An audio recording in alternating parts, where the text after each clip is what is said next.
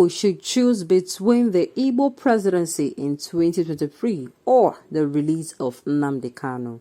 Welcome to the news, and thank you for tuning in to listen. If the Igbos are allowed to choose between the Igbo presidency in 2023 or the release of Nnamdi Kanu, which will they go for? The Southeast region has not ruled the country since 1999 till date, and that has led to many agitations from the people of a said region, who are mainly Igbos. The agitation by Igbos to be allowed to rule the country has become a thing of concern. They believe that they have been marginalized for so long. No Igbo has become the president of Nigeria since 1999 till date. The Igbo outburst might be that they are not allowed to be the number one man president of a country. However, this might be the reason why Nnamdi Kanu came out with a fight against one Nigeria. The indigenous people of Biafra, IPOB leader, was calling for a referendum. The arrest of Nnamdi Kanu has given the Igbos two options to either choose to free Nnamdi Kanu and forget the 2023 presidency, or to be given the 2023 presidency while Nnamdi Kanu remains in jail. However, Igbo elders have also met with President Muhammadu Buhari pleading for the unconditional release of Mazi Nnamdi Kanu, who was arrested and brought back to Nigeria from Kenya. Kanu is still facing trial at the Federal High Court, Abuja. The visit of the Igbo elders indicated that Mazi Nnamdi Kanu is loved by the elders. His massive followers is a thing of concern. The indigenous people of Biafra members can do anything instructed by their leader, Nnamdi Kanu. The big question here is, what is the fate of Kanu? However, the court has granted that Nnamdi Kanu is taken to prison. He has been in the detention of the Department of State Services, DSS.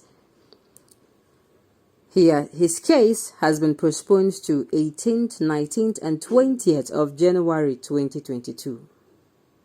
I repeat this question. Will the Igbos prefer the release of Nnamdi Kanu or choose to be president of Nigeria? Well. This is not going to sit well with a lot of the Southeasterners. Sincerely, it will not sit well. And you know why it will not sit well? It will not sit well because it is not the entire Igbos that are in support of Biafra. One, we have politicians who feel that, look, I don't care of what these people are saying because of their personal ambitions. So, throwing this to them, of course, they do not, it is not every one of them, like I said, is under the umbrella of Biafra. And it's not every one of them that is under the umbrella of Igbo presidency. There's something I want them to understand.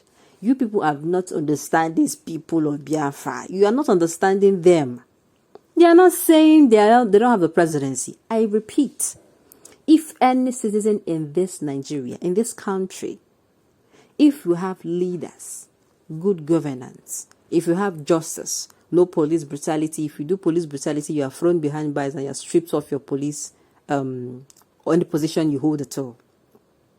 If you commit a crime, whether you're rich or poor alike, you face the law. If you oppress someone, you are taken. The law takes its course against you and tell you immediately that no, this is not the way to go. If you oppress people in the same vein, it happens like that. There is rule of law. Nothing like this person. There is separation of power. Democracy is being embraced. Do you think that people will come out? Look, let's not forget that it is not only these people that are in this fight. It is just that they have been the one always saying, no, this cannot continue. That is it. Recently now, the people of the Dua Nation also joined. And they're also saying, so it is to tell you that the Yoruba haven't they been president. So what exactly are you saying? The thing is, the injustice in Nigeria is becoming very alarming. In fact, justice have flown out through the window and has gone on exile. The same thing with equity and the same thing with fairness. They have all been exiled out of Nigeria. What you see is people being brutalized on a daily basis. Recently, I read on the news, I think about 2-3 days ago, a person, because of 200 naira, or how much, policemen, sometimes, let me drill a little, sometimes when I hear that policemen are on the road collecting money, and I'm saying these people have reduced themselves to armed robbers. No, please, jokes apart. This one is not a matter of an attack on them.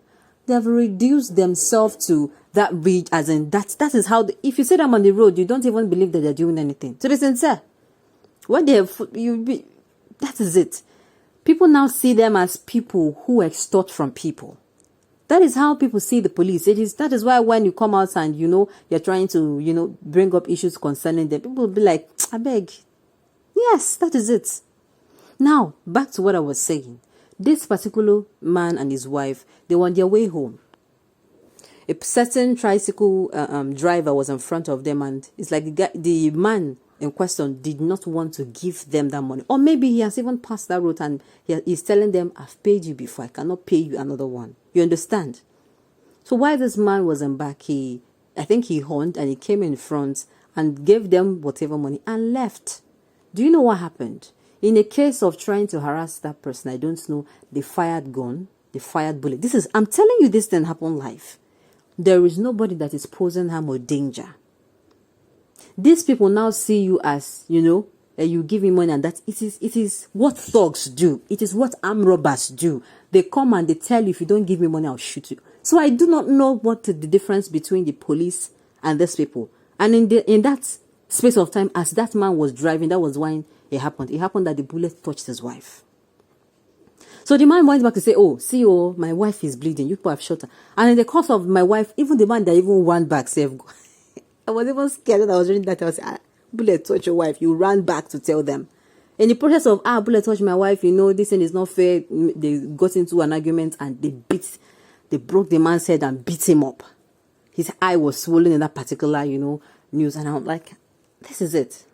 So there was nobody that does not experience these things in Nigeria. I've said it before. If you think the Igbos are lying, very soon, all 6 geopolitical zones will arise and they'll start demanding for the same thing. Equity, justice, and fairness, which is what the Igbos, they are not saying president. If you're going to say that, that means the Yoruba nation, you're going to tell them that, yes, you must not give them the option alone. This is the unfairness they're talking about. If you want them to, you will not give them this condition of course, except you're going to give it to all other regions too. That's it. On this note, we have come to the end of the news. We say thank you for tuning in to listen. And till I come your way next time, enjoy the rest of your day.